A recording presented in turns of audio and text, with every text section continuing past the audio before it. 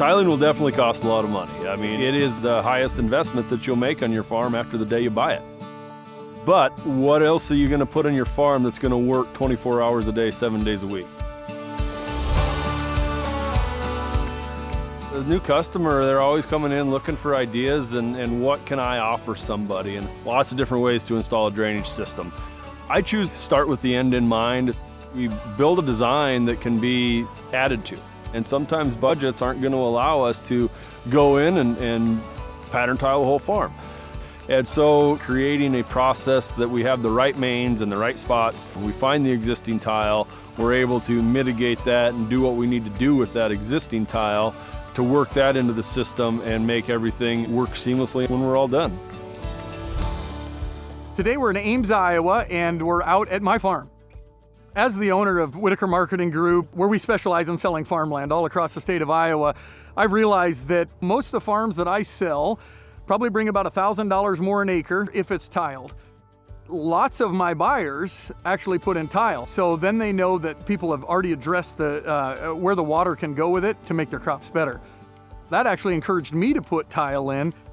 So I bought the farm 2 years ago, and I farmed it 1 year. So I wanted to farm it to see what the crop yield was, to have a baseline before I put tile in. It's been a year in the making, and I reached out to Jacob because he was my trusted expert. One thing with Jacob and Hands-On Excavating is he's also a farmer. He's a fifth-generation farmer, so he's doing it practically himself. That's one of the reasons I bought a farm, is when I sell real estate, I want my guys that buy real estate to know, hey, I'm in the same boat. So then I got to asking questions to Jacob. How far apart should our lines be? Should we be 50-foot centers? How deep do we go? Do we have enough fall? What type of tile should we use? I asked, why do you use Prinsco? It's plastic. Is there any real difference? Is it the connections? Are they reliable? And the same reason that I hired him is the reason that he still uses Prinsco. It's the relationship. Worked with Jacob probably a little over 6 years now. And, he's just one of those guys that's more of an innovator.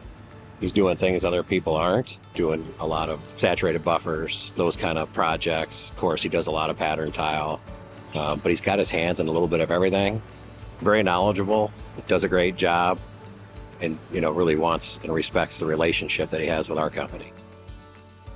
This particular field, in general, it's low lying, it's very wet to start with, almost a little bit lower than the drainage ditch almost at times.